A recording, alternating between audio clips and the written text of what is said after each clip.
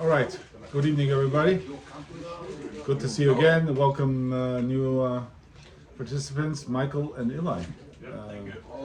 Anybody that's watching us live, this is the first time I think that we're doing it live, and it should be exciting. We a couple of notes first. I do like this group, and we. We're open-minded, and I believe that we absorb information very well. Amongst us, we have William Pakin here, that I just complimented him on his Substack account, and wants to known publicly. That's wonderful articles that he puts up there. He's not just a friend, but is an intellectual, and I enjoy reading some of the stuff. Even though he's an immigrant from Canada. A country formerly known as Canada. Welcome. Thank you. Anyway, today we're talking about the exciting topic. It's exciting for me in the sense that it's close to me. We talk about, I always touch on health, but it goes beyond, obviously. It touches many realms and aspects of life. And today we're going to talk about a vibrational health. Vibrational health is something that's both could be metaphysical in a sense, but it's very much there are many practical applications, as we're going to learn today. And we have Shavuot coming up, and Shavuot is all about vibrations, right? And vibrations are represented by the shofar, which symbolizes the Ma'amad Har Sinai, and the shofar that was there in the receiving of the Torah was preceded by the sounds of shofar, the blast of shofar, and that creates a certain vibration. And we do use it on Rosh Hashanah. It's a different topic why we don't use it on Shavuot, but we use it on Rosh Hashanah to signify this idea of waking up. Uru Yishanim Mishinatchem, wake up those that are dormant, sleeping from your sleeps, from your slumber, and that's supposed to wake us up. There's also this idea of on Rosh Hashanah of confusing the Satan and the whole thing. There's a joke on that. You wanna hear a joke? There's a joke on that. The guy says the Baal Tokea announces on Rosh Hashanah that now we're going to blow shofar to confuse the Satan. So the guy says, I look over to Ezrat Nashim, the women's section. Look at my mother-in-law, and she's not confused at all. She's not confused. So that's a little joke on that. But idea is to wake us up, to create a certain vibration. And when there's a decent shofar, not the little puny one that squeaks, but a decent shofar, like a Yemenite shofar, then you feel it in your chest, a vibrational sounds of the shofar. And beyond that, obviously, we all love music, and we've been to concerts, and we've been to all kinds of performances, and we change. It changes us as people. We become animated. We become alive. We like to dance. We like to express ourselves through music, right? And all people embrace it in some ways. More other people must and have to move in order to think and to function and to live, and that's also their condition of their personas. They're vibrationally, they vibrate on a higher frequency, and they have to move to appreciate life and think. Not everybody is destined to sit at the desk. Some people have to move. They're dancers. Their soul vibrates differently. They like company. They like movement, and so on. This is part of it. This is part of adjusting our environment, our vibrational environment that suits us most, which is conducive to health, ultimately. Now, Rambam starts off, I start off as the halacha, just to bring the Rambam music as a springboard, so to speak, to launch myself into other elements of sound. Rambam does not necessarily speak about connection of sound and health. Others do. Other medieval doctors have touched on it. Avicenna, Ibn Sina, famously, he has a very interesting book. I recommend you read it. It's called Compendium on Soul. It's a wonderful book. His magnum opus is obviously his tractate on health, is Kanun on health, which he wrote for his sultan. And Compendium on Soul is basically deals with the different parts of our neshama, or our soul, how it animates in our body, how it projects through our five senses, and beyond. Metaphysical, perception that we have, consciousness, and other things that we have that are obviously there, but we can't sense it, but we know it's there, right? There's a certain innate knowledge that we have of sixth sense, or our soul being permeating us and being part of our interactions, connection with other people, liking and not liking something. A person says, I don't like something. What does that mean? I don't love it. What do you mean? Everybody likes it, you don't like it, right? So why? Because it doesn't vibrate in the same way, right? Many times we're brainwashed on things that what we like or we don't like. Like most people will say the Mona Lisa is a wonderful painting, right? Slightly overweight woman with no eyebrows. It's a wonderful painting. She has a mysterious smile.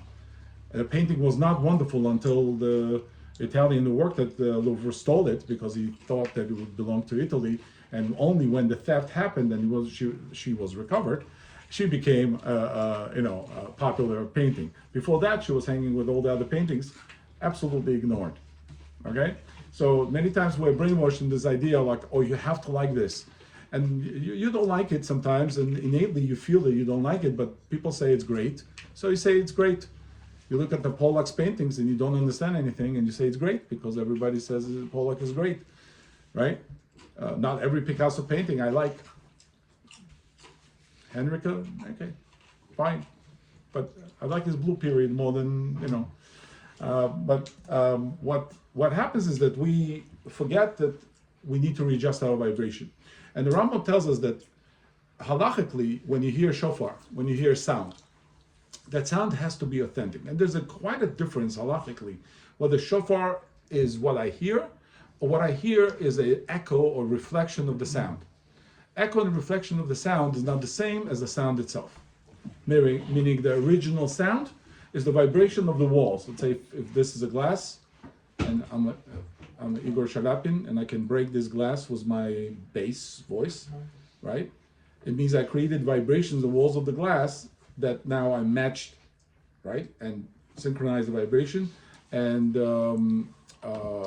I can affect it. The shofar has thin walls. When somebody blows it, the air goes and starts creating a vortex inside the shofar and creates a vibration, and through the walls, depending on the size of the shofar, produces a certain pitch that we hear as a sound. Now, if that pitch, Rambam says, somebody blows inside a pit, or betocha me'ara, or in a cave, those are standing in the pit or in the cave, yetzu, they are yotzei yedei chova, they fulfill the obligation. Those are standing outside, im kol shofar shamu yatzu. If they heard the sound of the shofar and they know they're hearing the sound of the shofar, then they yotze. Ve'im kol havara shamu, if they only heard a reflection or echo of the shofar, lo yatzu, they not yotze. Anybody blows into a barrel or any other vessel, so therefore it's not yotze if he only hears the echo. Why is it so? Because we have to understand what affects us. Somehow there's a difference. Yes, maybe equipment or a person who is musically gifted will tell you this is the same sound. It's the same pitch, same sound. Yes, it's an echo of the sound, but it's the same sound. But Torah doesn't believe that for some reason. Torah says it has to be original sound. Remember during the COVID there was this whole crazy thing that they made orchestras cover up the musical instruments, trumpets and other things were covered with a mask. Look it up. Just Google it. No. Just Google it. I refuse. Musicians sitting in the tents and the boxes and the plastic boxes. Remember those? Anybody remember? So you guys forgot. Okay. And the ridiculous thing was musicians had to use the mask, and then this thing came into the Jewish community, and that a couple of Rosh Hashanahs, some shuls with crazy leadership decided that the shofar has to have a mask. And there was the Rabbanim that were asked about the mask. I mean, these are not people that are ignorant or low IQ or anything like that, and they fell prey to this idea that somehow the shofar gets to have a mask. On its face, it's a ridiculous idea, but then it's a halachic problem, because now what you're doing is you're changing the pitch of the shofar by putting a mask on it, right? I mean, a Sechmo will tell you that a trumpet has several devices to it that covers and muffles the sound of the trumpet to make it sound different, right? Musicians know that. So when you put something over the shofar, you're probably in a halachic gray area, what kind of sound you're hearing, right? Speaking of COVID, briefly, so the vibrations, we know sounds that are pleasant sounds. We know sounds that are not pleasant sounds. You can use sound as a torture. In some Chinese jail that, they use sound as a torture device. And as a U.S. Army, I think, used it in Iraq or something like that to annoy prisoners. They would blast rock and roll music. Some people would love it, but they didn't appreciate it. We all agree that there are sounds that create dissonance in our ear, and there are sounds that are concordant with our person. Some people like harsher sound, some people like softer sound, but it has to be concordant with us, meaning it has to agree with us, right? We can have experience with the sharper sounds and be okay with it, and then there's sounds that are like noise or annoying or repeating. Most alarms are set that way, right? But you notice that some people don't wake up when the alarm goes off. My children included, right? The alarm is going off. I mean, most annoying sound, whatever they can possibly find on that phone, they have to wake up, and they're not waking up.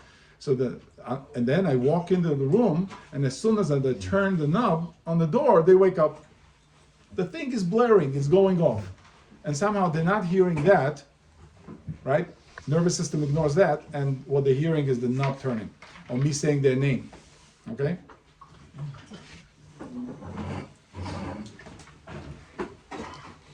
All right, so here it says, Divrei Hayamim, it brings the earliest story from Tanakh.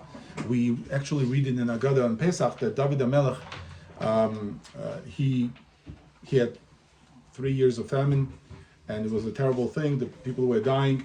Vayisa David Edenav, he lifted his eyes, went outside Yerushalayim, Ve'eret HaMalach, Adonai Omed Bein HaAretz, Bein HaShamayim, he sees the angel of God, as tall as you can imagine, the visual wonder that he sees is that God's angel, a warrior angel, I guess Malach Michael or whatever the vision was. And his sword is in his outstretched arm as the punishment. That's why the famine is there. That's why people are dying. Notiyal Yerushalayim is stretched over Jerusalem. Vayipol David ve'azkenim mechusim besakim al pneihem, and they were all wearing a sackcloth, and they fell on their faces because of the awe of what they saw. It was a terrifying vision that they saw. And from there we see that David HaMelech later on in Malachim Bet, when he is at the end of his life, the pasuk tells us they covered him with garments and he would not get warm. And one of the reasons is this episode, that he saw such terrifying thing that his body could not warm up. It was always in certain tremble. There was always a shake. Like you see people stricken with a neurological disease that always have some shake. So he inherited that towards old age. Some say because he cut off the corner of the cape of Shaul Melech as he snuck up on him, and that begadim were no longer advocate for him and could not cover him or dress him up. What I'm driving at is the fear. Is a vibration of fear. And we know that. We've all experienced that as children, as adults. God forbid something happens, a person is worried, and there are different fears. I think there's more synonyms to the word fear in the Hebrew language, like retet, chalchala, ziyah, pachad, all these synonyms of fear than anything else. Simcha also has, sason, simcha, ditzach, chedva, ahava, achva, shalom, re'ut. These are all leshonot of simcha, the synonyms of simcha, and we also have a lot that has to do with the opposite, which is fear. And the fear, when people are exposed to the fear, there are different types of fear, and we had this during the COVID. We saw many people have different types of fear, even though the problem at hand was the same problem, but the fear that came out of it was different fear. Some people couldn't leave their homes; they were afraid to leave their homes. Some people left, but they were afraid of what's going to happen. They're afraid for food, for well-being, for protests, which are happening now in Brooklyn. Everybody should be safe, but it's a huge protest today. Today? Yeah, today was a big protest in Brooklyn, 4 o'clock till 11 o'clock, I think the protest. There was one in Queens. Yeah, I'm sure. Yeah, midway. And so this fear, obviously propagated by governments, by institutions, and people trust institutions. When CDC says there's the virus on the ship, and everybody is affected or whatever, everybody panics and they says, okay, what's going to happen to me? A cruise ship that's put in a quarantine is not a fun thing. It's not a vacation anymore, right? People that are put in a quarantine. So obviously people worry, and obviously there was a lot of misinformation by government itself. Like we know today that what they said was not always true.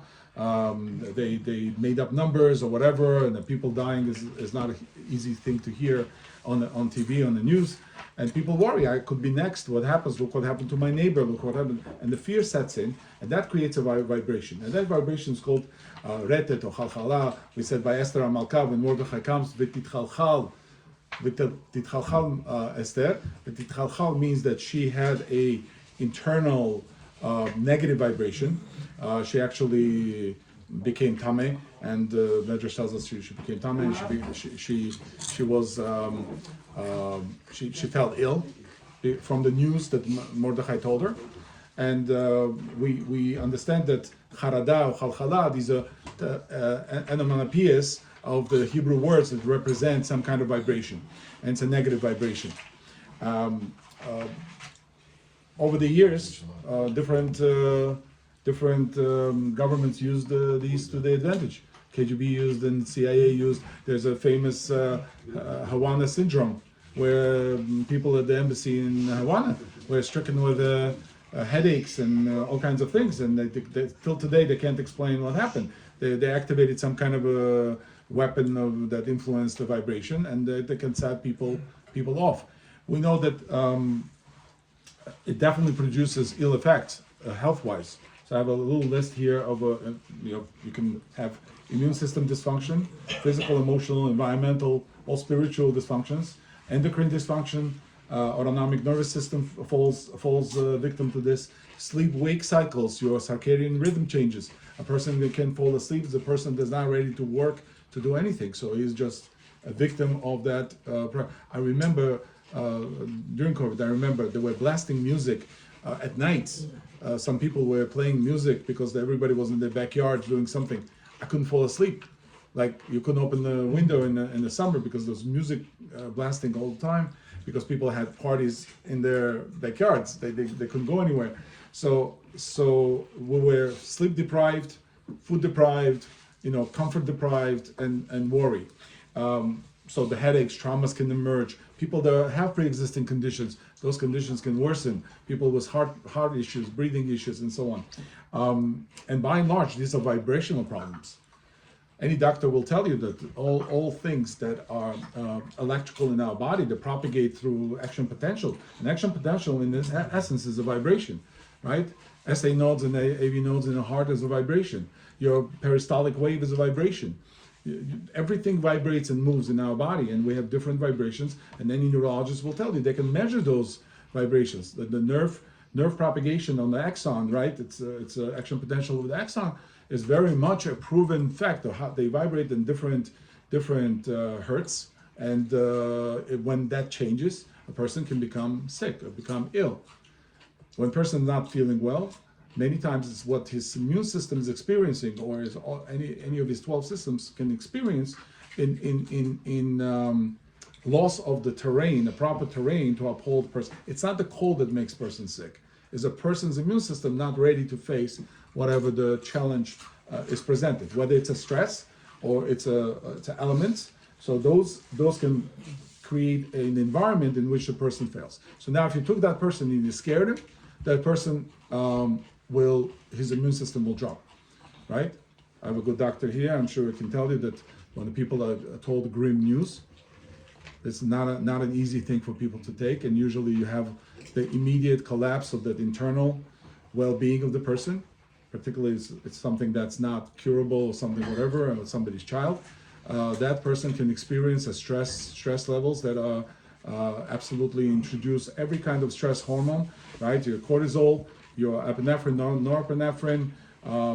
People can have all types of reactions, and they can manifest it. Some can put it towards their anger, some put towards depression, some put it towards hurting themselves or harming themselves or acting irrationally, right? I mean, asylums of this country are filled with people that started off as normal and well balanced, and something happened and something else happens, and the person can fall to between the cracks of the societal cracks. And when there's a mental problem that can also come from the physical, that or ultimately draws the line where the person cannot control himself, or he cannot be in the society in the same way. We know this from multiple sources where the sound or vibration is present. We know it from music. We know it from light. Many people don't perceive light as a wave, and it is a wave. Whether it's a particle in the wave, ask Einstein. Whether quantum mechanics answers that question. I don't think it does fully, but definitely is a wave. We know the double slit experiment that it's a wave, and people are susceptible to different vibrations of light. Today they tell you about LED lights and everything because they vibrate in different frequencies, and it can affect equipment, affect people, affect our wake and sleep cycles, the circadian rhythm. When children are glued to the screens and there's a blue light that comes in and disrupts our rhythm. We don't have natural wake and sleep cycles because we have electricity and we have screens and other things, and that can disrupt our inner comfort, inner equilibrium, right? And that is light. And the person says, "What's light?" Light is a wave, and you can have. I have a chart here. If you have the thing in front of you, different frequencies, acoustic and electromagnetic wave juxtapositions. It's very easy to see how much we don't see and how much we don't hear, how much we don't sense, right? We have 20 to 2,000 decibels as the human ear can hear, but we know the animals can hear much more, right? There's a dog whistle, right? So dogs can hear, other animals can perceive much higher or lower vibrations. In fact, in some low vibrations, text on the bottom on the right, what's called a fear frequency. There's an actual fear frequency that defined in the different things. Anything below 20 hertz can cause unease in a person, anxiety, pressure, nausea, even physical manifestations of these frequencies. There are people that go to concerts and they come off feeling not well, right? Because somebody had a tuba that was right next to them. I go to Lincoln Center, and I know that depending on where you sit, you can have a different perception of that musical piece, right? So if you sit on the string side, it might be better than sitting on a brass section side, right? Because it hits you. If you're sitting up close, it hits you. You feel the full power. You hear the Shostakovich concert, number 8 or 7, and you're going to feel it on yourself. It's going to be vibrating for 2 hours. That your chest is going to be vibrating with the musical instruments that are there, and you don't know how it's going to affect you. Hopefully it's a pleasant experience, but sometimes it's not, depending on what's being performed. Now, old masters, like Mozart or Beethoven or whatever, they recorded or they wrote music for a specific hertz vibration. It's 432. 432 is what I use on my guitar. I play guitar, and I recently retuned all my guitars to 432, because originally from the store, your instrument is going to be tuned to 440. And 440 was established in Italy in this century, where all orchestras agreed that they're going to tune to 440 for kind of similar experience and performance. Some say, conspiracy theorists will say that this was done on purpose to disrupt people's biome because it does affect. And you could hear it. If you have a guitar, you have a musical instrument, and you have a tuner, digital tuner, you can set it to whatever hertz you want, and you'll see the difference between 432 and 440 is a tiny difference, but makes the melody sound mellow, a lot more pleasing to it. But for harsher sound, they did it 440, so the rock and roll concerts or whatever can be heard on a vast territory where they performed, or in a big concert hall, right? So just for money's sake, for economic sakes, for business, many things are changed in detriment to an individual. When many people have to hear something, they don't care what the individual fears, and that individual has to judge for himself whether some experience or vibrational experience is good for him or not. There is a thing, I'll get to it on the other side, on the second page, we're going to get to that. On Shavuot, so we say, Ve'i b'yom hashlishi, and the third day when the Jewish nation was camped around the Mount Sinai, or Sinai, b'yot haboker, early in the morning, Ve'i kolot brakim, there were sounds and there were blasts. Ve'anan kaved al har, and a heavy cloud descended on the mountain. Ve'kol shofar chazak me'od, and it's very, very strong. The strong meaning was chazak me'od. When Torah says chazak me'od, I think it's above certain decibel, level where everybody can hear it, but it's at the limit of their vestibular, apparatus, right? Vaycherad kol ha'am asher b'machaneh. And again, this word charada, vaycherad, and amanapia, the charad is the vibration that happened to everyone at the same time, asher b'machaneh, which were in the camp. So sound frequency, we know today, affects hormones, positively and negatively. It can produce serotonin, it can produce melatonin. When you're falling asleep, it can actually help you fall asleep. It can produce, like I said, cortisol, epinephrine, norepinephrine, and adrenaline, and make the person alert and worried.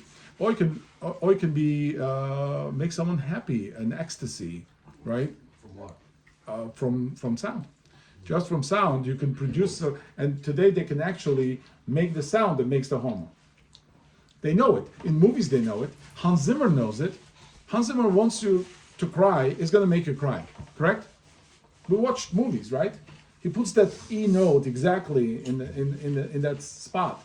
He puts the organ in, DiCaprio, what's the movie? Again. DiCaprio's movie? Yeah, the last one was the organ. The last one? No, that was Interstellar. Interstellar was the organ. Titanic? No, the That dreams, wasn't DiCaprio. sleeping. No, DiCaprio wasn't sleeping. Oh, no. Inception. Inception also, right? That was Christopher Nolan. That's Nolan, right? But Hans Zimmer was the Interstellar. Got it. Right. So he took an organ, which by the way was a healing instrument. A lot of churches had organs because it was one of the healing instruments. The organs affected positively the parishioners, made them calmer, made them better perceive God. In God's house, the church bells, which by the way the communists destroyed, was the fervor that you wouldn't see. They had no money to buy food, and they went after every church bell and they buried them in the ground because the church bells produced vibrations. They produced something that was beneficial. It was not just a signal, come for prayer. It's not a call for prayer. If you see the art that went into church bells, this was not just an alarm. For alarm, you had that thing during the war that they used to have this alarm, annoying thing. But the church bells were a musical healing sound that can produce not only a certain vibration, but it can propagate over kilometers and miles of space and affect pretty much anybody that lived in the vicinity. Today you have the Buddhist monks with the bowls and everything, right? They produce vibrations. They not only believe it, they can show it to you. They can show it how it works.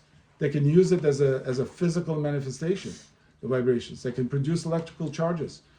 John Wong was the guy who was in the Philippines, but he was Chinese, and he was one of the qigong or tai chi, whatever, chi masters, and he produced electricity. Like people touched him and got shocked, and he could burn paper. I didn't put a picture, but actually it was chi, burn paper, right? So now, how does it work? Years of meditation or whatever it is, but you definitely can fine tune your body in a way that you can sense things. There are people who have extrasensory perceptions of things. They can see things or can feel things. I know people who have like an X-ray in their hand. I know that. My son's actually in the school with some people that they're chiropractors, but they touch the spine and do network analysis, and they touch a vertebra and they know there's something wrong there. They know exactly what vibration it creates, right? It creates vibration. Everything is tonal, right? When it comes to very refined types of healing, it's tonal. A lot of it is tonal. And you can touch somebody's TMJ and you can fix whatever. You can calm the person down with simple oil applied onto the neck. And that's what we do with children is that. Why do we stroke a child's head that needs to calm down or is crying or whatever? When child hurts itself, what does the mother or father do? They run up to the child, they take the child, they hug the child, right? Put them in a fetus position, back in the fetus position, right? They rock them, they hug them, they kiss them. That creates the vibrational forces that the child feels like when they were a baby in the womb. A little child, like 1 year old, 2 years old, right? They still have that attachment to the mother, and they need that comfort, right? I know Nazis did experiments where they didn't pick up children, they let them cry, and the children died, infants died. They did those experiments to prove the point that child needs constant touch and vibration of other people. Adults need that too, many times. Yes, we adults, we're tougher and we kind of have a core and tougher core, but sometimes people break down. You've seen people collapse, or from bad news or from good news, right? Somebody wins the lottery, he can collapse. All of a sudden, his knees are not holding. Why not? How did his sympathetic nervous system get affected so much that he can't stand on his feet, right? You see the Israeli soldiers coming back home, and families so overjoyed, and sometimes the tears and other things. That these are neurological manifestations of that vibration, right? It's closeness. It's a connection that people feel. So two great scientists here I have. One is Tesla. Obviously, Nikola Tesla said that universe is a symphony of vibrating strings, where nothing but melodies. And through the vibration of the strings, we're interconnected with everything in the universe. I mean, this is a scientist that's saying it. He's not a philosopher, he's not whatever, but he understood. I will take Tesla's word for it, because he actually experimented with these things, with electricity a lot, with electromagnetism, with wireless technology. Today we're in a stone age. Compared to the Tesla's time, we're in the stone age. We're driving battery cars and the wheel, batteries on wheels. With Tesla already had wireless charging and wireless whatever. You could charge the car from atmosphere, probably. But he didn't get funding, and his research was then stolen by the U.S. government. Actually, they walked into his hotel room. He lived in hotel rooms under specific numbers. He played with numbers 3, 6, and 9. The whole gematria there. He was a fascinating person. And when they asked Einstein, who's the smartest, biggest scientist, he said, "I don't know. Ask Nikola Tesla." That's what he said. So that's very important to note. And second one is less known. Royal Raymond Rife. Rife invented the Rife microscope, which is no longer exists. And if you try to find it, they probably, I don't know, but I can knock on your door and say why you're looking for it. We have a problem with science today because science cannot look into things unless they have electron microscope. Electron microscope has a problem. Problem of electron microscope is that it cannot look at things that are living, meaning it's static.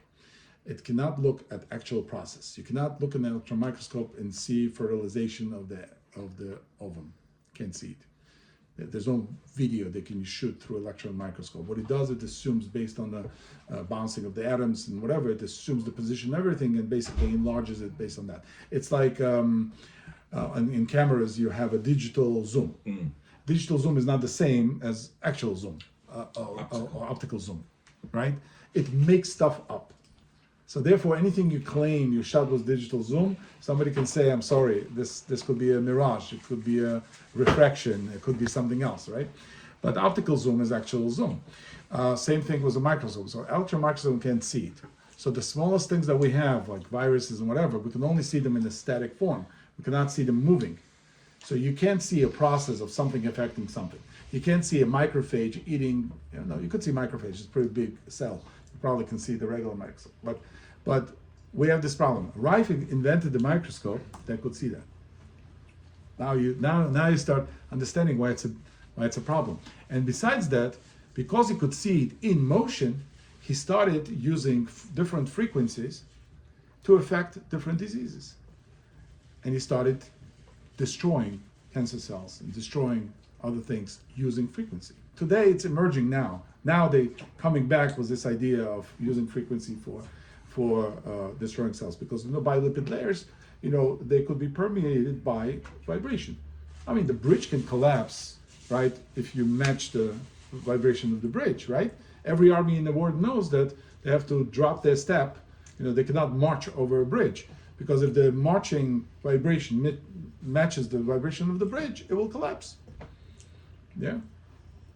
And it happened in the famous the swaying bridge. What was it called? I forget. In California, it was it was a swaying bridge. It was swaying. There's black and white videos of it. They built it, and basically a resonance around the bridge matched the materials and resonance of the materials in the bridge, and it started swaying until it broke apart. That's called resonance. It's a power resonance, and everybody knows it. Every scientist knows it, and every civil engineer is trained in preventing the resonance affecting buildings and so on. So they will calibrate based on that. So every living thing has a resonance. We have a Schumann resonance, which is earth vibration. The quiet rooms, the different universities have what's called a quiet room, where there's no sound that penetrates. They have all kinds of shielding on the walls, and they say there's a running bet that a person cannot last more than 45 minutes in a quiet room. It's absolutely devoid of all sound, and person really goes crazy in there. He can't, starts hearing his heartbeat and blood going through his veins. That's how quiet it is, and people can't last more than 45 minutes in there. Longest was half hour or something like that before they lose their mind. So what that means is that we need some kind of a Schumann resonance. Basically is a earth vibration of 7.83 hertz, which is always there. If you go in the deepest forest and quietest thing, you're always going to have some kind of a noise that we need for our nervous system to survive. We cannot have absolute quiet. We are vibrational beings and electromagnetic beings by nature. Everything creates a pulse in us. By quiet, you're not talking about just noise in the ears, though. You're talking No. feeling vibrations. It's a very low, 7.8. It's below 20 hertz. Someone who's completely deaf still feels vibrations. It's Right. still hearing. Absolutely. The Beethoven's Ninth was written when he was absolutely deaf. He wrote Beethoven's Ninth Symphony was written when he was deaf. He used to put his ear to the piano and just hear the vibration, and he knew what the note sounds like and just wrote it. So it's an amazing thing. It all goes back and circles back to the giving of the Torah. When Torah was given, it was a vibrational experience. They said the souls of the Jewish people came out of their bodies and went back in, came out of their bodies, and they said to Moshe, "Stop! Let them." It was the first mitzvah. Lo yelecha. Water. No, I'm good. Yeah. I can have water. Thank you. Yeah. So lo yelecha Elohim acharim. That's the second mitzvah they heard, and after that they said, "Let God not speak to us, Moses," right? Because we might die. Right? Thank you.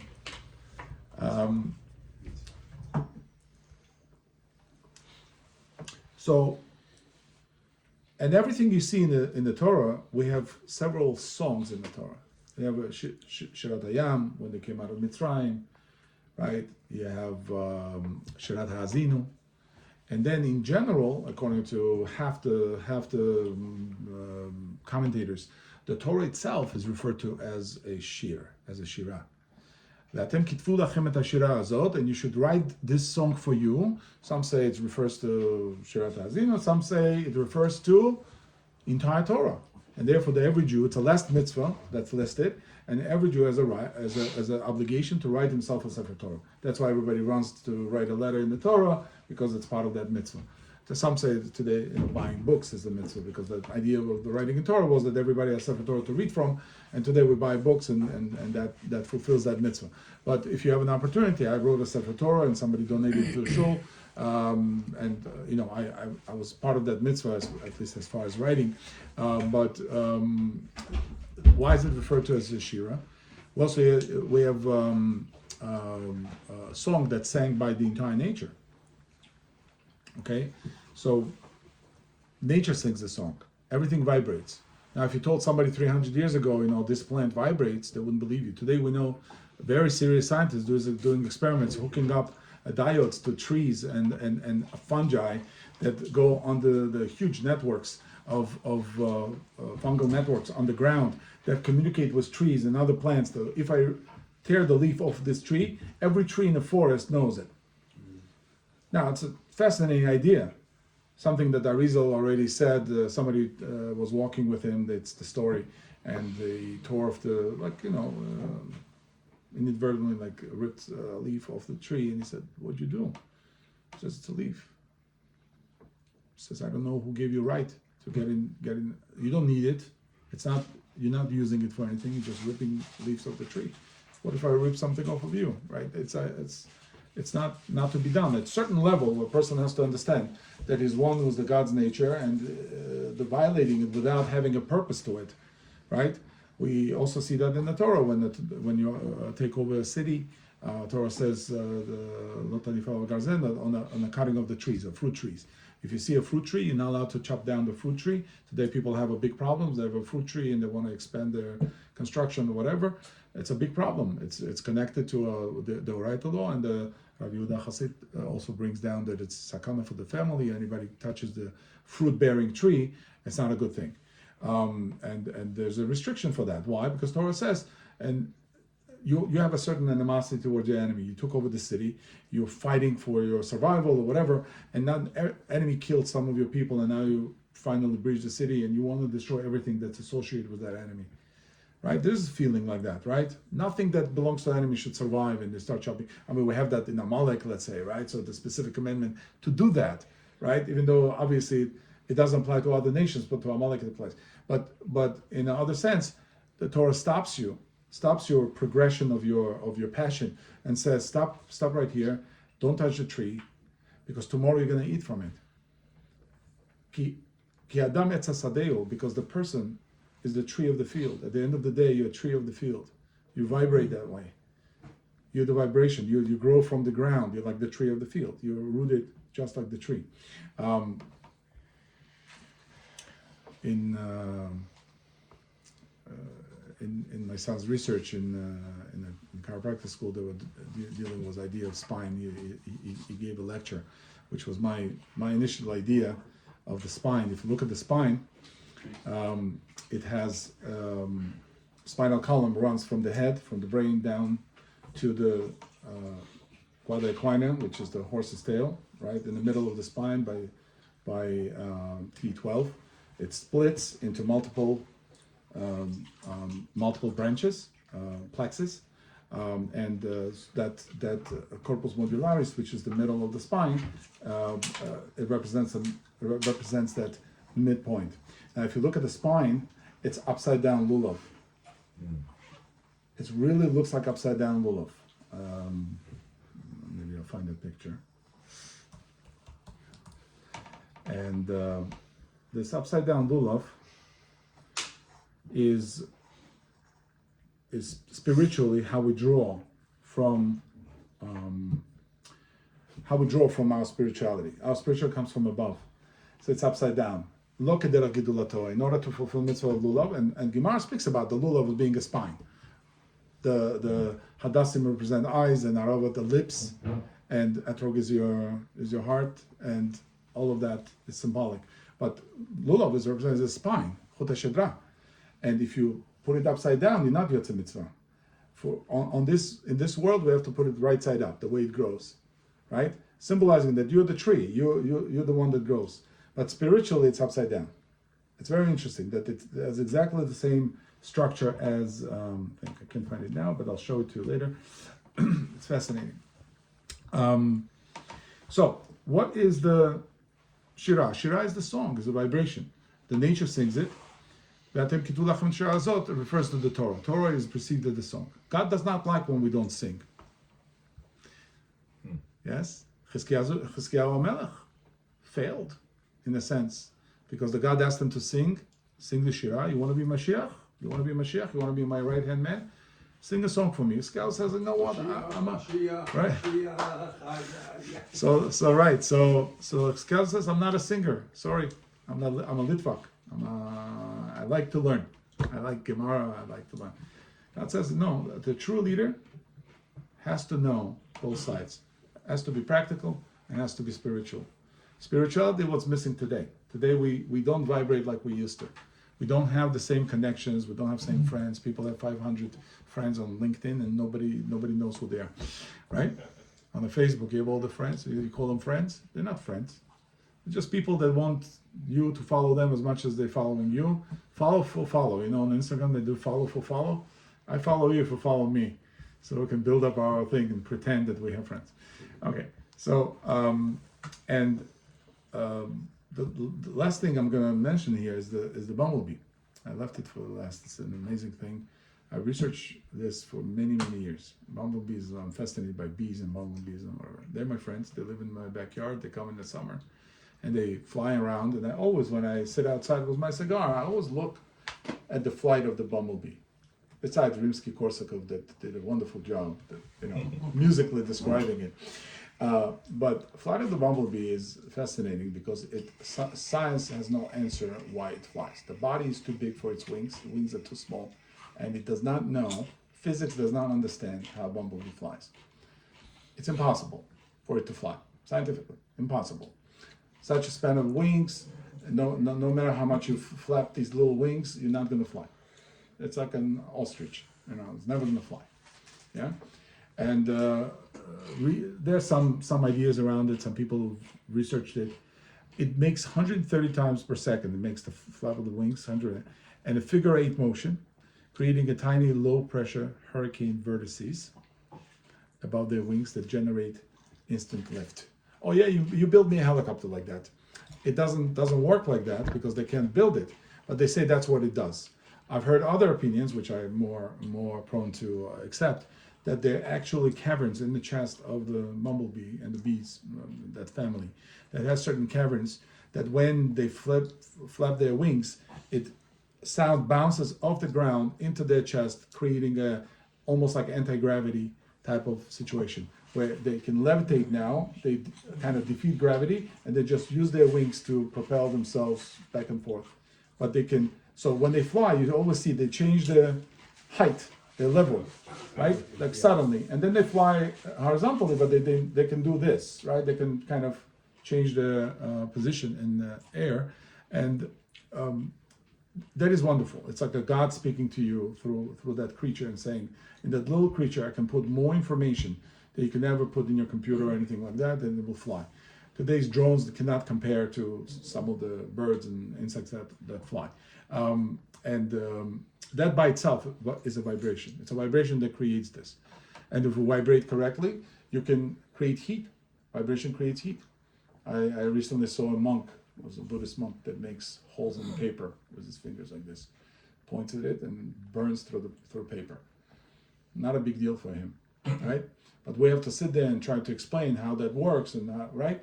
And obviously we don't have things correct in our society, in the Western world, where we naturally perceive these things as part of nature. People will say, certain things we do are safe. The MRIs, they say, MRI is safer than CT scan. would you say? Yes. Okay, because CT scan is radiation, MRI is not. But who said there's a huge magnet rotating around some of science is not done researching these things, so we don't know what long-term effects MRI might have. That, of course, nobody wants to be on the X-rays, but MRI might have an effect. They consider now it's safer, but tomorrow it might be something else. It's changing something. It's bouncing the sound against the thing. Yes, we have a soft tissue and it's tolerant to a lot of vibrations, but it can create some side effects that we don't even know what it creates. But we use these things because we have some idea of safety, but we don't have it fully. And what Torah tells you that there's a vibration that's positive and that's negative. And if we create a positive one, then we can succeed. And you don't know why, but you see many times intention. People have intention for something and they succeed. In sports, people goes out in the ring, and MMA and boxing, people go out in the ring, and if they have a right intention, what does the coach do? It builds the team up, right? It gives a whole speech. The general gives a speech to the army. A coach says you can do it and pumps them up. Why is it necessary? Because they know that if you don't do it, the guy's going to go out there and get his teeth punched in, right? They do that. Many times you've seen, I know you've watched the videos where two guys are fighting, they go holding on to one another, their hands are busy. What does the one guy do to the other? What does it do? What does it do? A headbutt, right? So I was the physics, right, at play, right? Two heads, craniums, pretty much same size. Why is the guy that gets hit goes down, and the guy that hits him is up? It doesn't even have a bruise. Always happens. Look up those videos. It's not like both of them got a bloody face. No. The guy who has an intention survives, and the guy who doesn't have intention got hit all of a sudden and goes down. It means if I caught you by surprise, your nervous system is not ready. Right? If I scared you, your nervous system is not ready. But if you're expecting it, it's not a big deal. You brush it off. Right? And we have that. We have God-given the ability to ignore certain impulses. Right? We wear clothes and our body does not react constantly, our clothes touching our skin, because the nervous system ignores it. But if I touch you, and all of a sudden you're going to wake up, right? The same thing happens here. And more so when we don't see vibrational waves, when we don't see how it affects what person has to be careful. Today there are house biologists. Did you ever hear the term house biologist? There's a guy who comes to your house with all kinds of RF meters and radiation meters and whatever, and starts measuring around your house and see if your house is safe, if there's electrical wires near your house, if there's some wires in the walls, and what produces what frequencies. And they start using the mesh and the copper mesh and blocking things. There's an actual profession. And I worked in the power meter company, and they use cesium clocks in the power meters, and trust me, it's not a good thing to be around. And a lot of people today, they put digital power meters on their homes. I opted out. I have an analog power meter. Now they know. What do you think about microwaves? Oh, we know it's damaging. They tell you it's damaging. It's not like perception. I don't use microwave. I used to. I stopped using it for many years. We don't use microwave, convection heat only. Besides the chemicals that are altered in the microwave, the wave itself, the way it processes food, the way it changes the structure of the food, the way your body has to break it down afterwards. They're going to say, FDA says it's okay, and therefore the corporation is going to make whatever they want. The B, you have to understand that anything that goes after water molecules in your food, it's not safe. It goes after water molecules, heats up food from inside out. This is not a regular heat that just affects the piece of meat or whatever you put in there. And that's how it does it through vibration. It's a vibration, it's a wave. It goes in and excites the water molecules, and it cooks it from the inside. So, Right? what about an infrared sauna? Oh, so good vibrations, bad vibrations. You can say good, positive, negative on anything. On your stomach biome, for me, this bacteria is good. For you, this bacteria is not good. You can say that about the cardiovascular system. People, Sherpas living up in the Himalayas, they have a vast cardiovascular system that can survive on 18% oxygen. We cannot survive on 21% oxygen, right? because we at the sea level. Okay, so everything has positive, negative effect depending on who you're talking to, right? Some people get sick when they smoke. Some people enjoy it. Some people get drunk and sick when they drink, and some people love drinking and they can tolerate it. So the different levels of people, and the same thing goes with vibrations. So people work in Manhattan can take a lot of abuse throughout the day. How it affects them later on, what diseases they develop, there could be another fallout of that. If you work in Manhattan, every time I go to Manhattan now, I used to tolerate it a lot more. Now I can't. I go to Penn Station or Grand Central Station, and it's a hustle and bustle and trains, and I'm like, I can't wait to get out because I got spoiled by village life or Long Island, whatever. But today in the summer, right? There's summer. They're cutting grass. All the gardeners come around. I can't open my window. They're constantly with this equipment cutting grass or whatever, and it's annoying. It irritates you. And before going to moon, I think we should figure out. So how do we compare like a microwave bad, infrared sauna good? So you have a range. Okay, so I have You on the said first. a microwave is bad, I accept that, but infrared sauna, which is a vibration. So that keeps infrared it is from the something inside, right? you don't see also, right? So infrared is there's a gamut that you don't see, gamut that you see. You have infrasonic, which many people it's part of the fear frequency, infrasonic, meaning below your 20 hertz, right? Then you have audible sound, right? Then ultrasonic, hypersonic, and heat. After hypersonic comes heat. Actual physical manifestation of sound. It heats things up, can break things, can destroy things, break through walls, so on. That's your Jericho.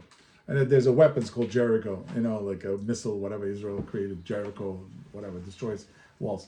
Jericho came down and everybody thought it was a legend. For thousands of years, people thought what Joshua did, Yoshua did, Jericho was a legend.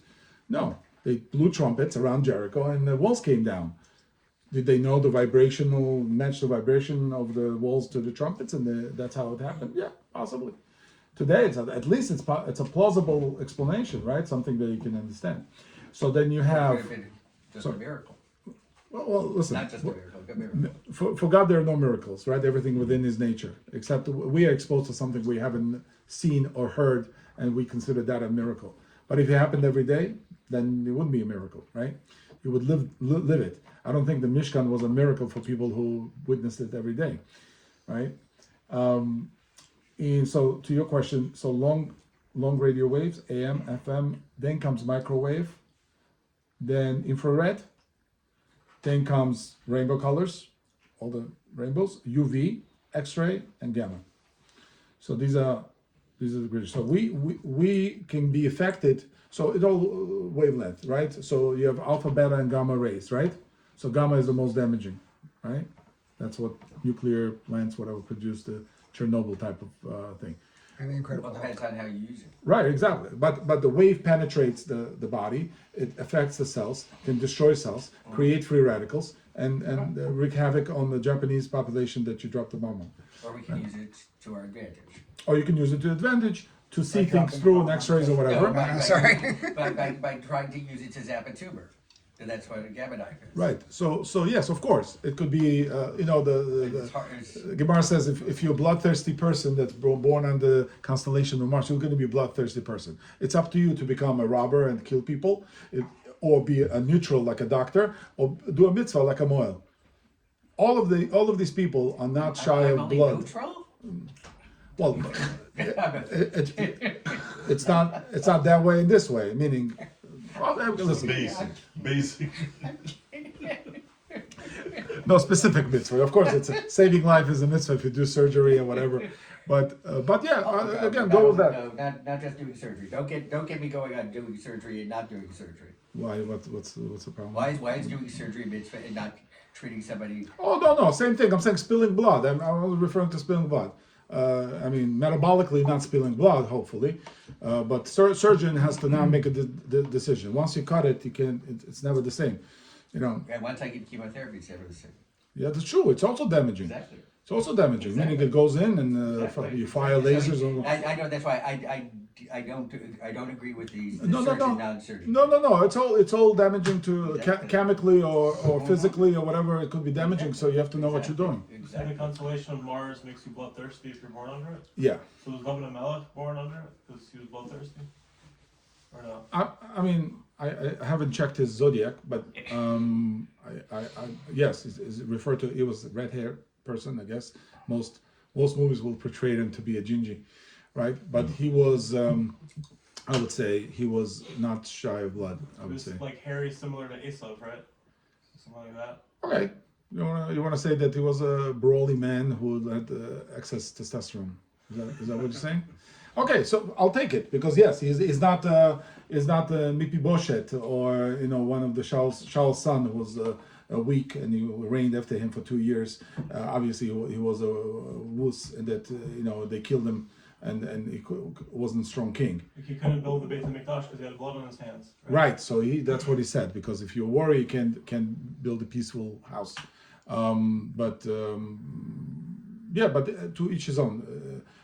Every generation deserves their leaders, and that's what happens. But again, back to vibration. People vibrate differently. Soldiers like soldier company, doctors like doctor company, accountants like accountant company, right? They kind of gravitate towards the same type of. I'm not saying everybody's the same. What I'm saying is types. They're types, and you like certain things. Okay, you can live somewhere else as well. You can temporarily move yourself to a rock and roll concert and not be hurt by it, but like within 20 minutes, right? Some people love it all the time, right? And some people, my son is a DJ. He can spend the entire evening, this banging sound or whatever. I don't think it's good. He knows it's not good, but he's more tolerant to it than me. I walk out. I don't do well, right? But I also don't like absolute quiet, like dead quiet and there's no one to talk to, right? There has to be some vibration in the air, so to speak. Busy. Some people love quiet, right? They're loners. They sit there with a book and no one should bother them, right? And it's a type, and you have to fit into your just like the scale, just like the waves that we discussed. You have to fit into a perfect situation. Organize your life that way, because other things that are outside of your control will always take you out of your element. Let's say public transportation, city, electricity, wires, planes flying over, terrorist attacks, I don't know what, right? Takes you out of your element already. So you're guaranteed that your day is not going to belong to you fully. Someone else is going to interject and give you phone calls and stress and other things. So whenever you can, you must go to this island of refuge called your own environment, your own biome. Whether it's food that soothes you, whether it's quiet room, or maybe a good company, or certain sensations of sweet, or some people like sour, some people like whatever. This is all personal, and you have to figure that out. And it's part of health. Health begins where you are in a situation that builds you back.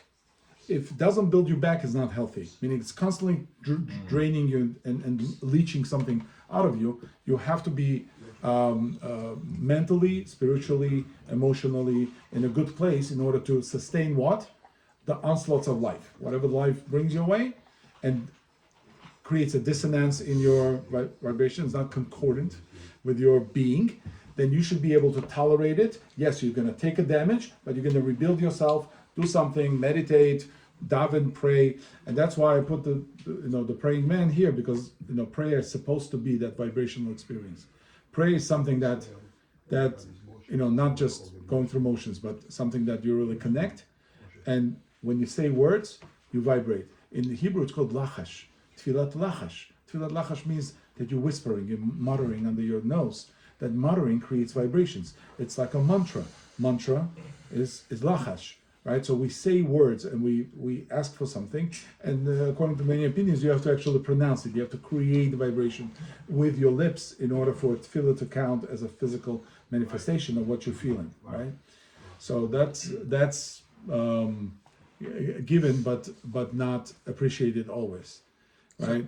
So how do you cross all this over with concepts of Lashon Hara in the sense of the words have vibration. Oh, now you're taking me to an area of But you also have meaning, right. right? So that's, I guess, what you were saying about Do we- intention. do we But what happens if you were using, like, say, bad words but with a good tone, You- and let's You're familiar- like sarcasm, for Right. example. You're like- familiar with AK, right? Applied kinesiology? Yeah. Okay. Applied kinesiology usually measures the muscle weakness when somebody says something bad or good, or negative, positive. So you can measure that, right? I can do it. My son has done it to me. They do it regularly to test, muscle test. So muscle testing is very important. So if I said something that can weaken you, I called you a name, all of a sudden your muscle gets weak. You hold up your hand, somebody presses, it's strong. Then you call you stupid or something, and then it gets weak, right? So it means it affects you. They touch different organs and they see which part is weaker. The muscle response, because your body doesn't lie to you. Your body is absolutely honest. We don't communicate with words, right? We don't communicate with words. We communicate with intonation in the word. It's how I say the word. That's why texts are very impersonal. I can't understand what the person is feeling when he's writing, I'll see you later. Yeah? I can say, I'll see you later. I can say, I'll see you later. Two different things. I just said two different things using the same words, right? Because my intonation is something that tells you how I am feeling, right? So that's what it is. I vibrate differently, and you're going to understand something else. Even though the words are the same, supposedly communication, commas and dots are everywhere, but you see something else. Lashon Hara is the same thing. What's a Lashon Hara? Now, if it's a white line, whatever, it's okay. It vibrates differently, but it's something that malice was the ill intent, so that vibrates differently. It penetrates. Ayin Hara, all these things. There's physical things. We in Judaism believe that Ayin Hara is a physical manifestation of someone's will. Do you know the FBI and KGB? They used to follow people, right? You believe they followed people? You know that had a regular, protocol, never to stare at the back of the head of the person they follow, because they're going to turn around. Try it next time you're in shul. You stand behind in the back of the shul. Try it. Stare at someone in front of you. At some point, they're going to turn around. It's a known thing. Now, does science explain it? No. Occipital lobe. Look at the occipital lobe. See what happens. And they knew that when they're following somebody, they should avert their gaze, for the person not to turn around. Now, these things exist, and we know that. And further up in the Tibet you go, more they exist, right? It's true, because the people have, now whether they do it through a koch of the Tumah or the Kedusha is a different thing. And I would love to do a lecture on the Avodah Zarah and the mystical stuff, because I have like 3-part series on that. But that goes in the same realm. It's a realm of vibrational realm. If somebody creates a portrait, you know that everybody believes not to tempt the fate. You know that if you're a political candidate and you're running for president or something, and you're gonna pop the champagne bottle before they count all the votes, you're gonna be tempting fate. They all believe it. I don't care how not religious you are. You're not gonna pop that champagne until the votes are in. Why is that? What is tempting fate? Why is it such expression? Because people have done it and failed. So empirical evidence shows that it works, or it doesn't work, or whichever way you want, right? It exists, right? If it exists, that you have to be careful around it. If somebody cursed a person, why do they call it curse? Swear. They call it a swear. Because the God doesn't forgive somebody who swear, right? One who's is in 10 Commandments, right? That if you swear in the God's name, you're inviting the God to be a part of your crime, and the God will not forgive you. Only mitzvah in 10 Commandments, it says the God will not forgive you. Forgive those who swear in His name is in that commandment. Why? Because God says, don't bring me into your ill doing. So that's the same thing as you don't bring present before the baby comes in? Yes, That's the reason. all the minhagim that say, don't do this. Don't take baby out of the house in 30 days, whatever. Don't show it to. In Israel, they send me pictures of the babies. Baby's face is blocked with some smiley face. Well, the Israeli can't tell. No, for you 1 can't month. tell- 1 You month. can't tell that you're pregnant till you what? 6 months? Right. So even then they hide it. That's the theory. Right. So when you can tell, you can tell. But don't run around telling everybody I'm pregnant, right? Because it's ainara. It's not good, right? Argue all you want. Empirical thing shows that people over thousands of years, they were careful about these things because it makes difference. Doesn't matter science believes, doesn't believe, doesn't matter. People believe, they have beliefs and preconceived notions of danger, of spiritual danger, right? They say don't bring a bad person to your house. He vibrates differently. He doesn't, right? There are people that you know yourself and you know people that sit with somebody. He's wonderful, is handsome, is good looking. Everybody loves him. To you, About me. so as far as possible from this person, I can't be with this person, right? You say that to yourself. Oh, you want to try it? Go into business with him or do something after you lose your money, after whatever. And I told you so. It works very well for people that go against their innate understanding. If you're not, and sometimes you meet a person and everything flows. You don't even speak same language and everything flows, right? Yeah, It happens all the time. I understand. That's why we're friends with some people. We're relatives with other people because we go. And there are people who are related by marriage or whatever, and they can't stand each other, right? Because it's not about me being connected to it. Do I vibe? Do I energetically exist in the same vibration as you? Or can I tolerate you for a longer period of time than other people, right? So we hang out with people. Like I can hang out here for 3 hours, nothing happens. Everything, food is good, people are good, company is good. I can hang out, right? Whiskey. Yeah. I went to the DMV the other day. I'm telling you, it's a hell on earth, the DMV. Right? Nobody wants to be in DMV. No whiskey. No whiskey. Yeah, I'm telling you. When you go there next time, I'll wait on the side with whiskey. Okay? All right. For you. We'll end here. And for me. I want to wish you the happy Shavuot. It's coming. And if I don't see you, and you should have good vibrations only, good vibes, as they say. Thank you. Black Pearl. Nice.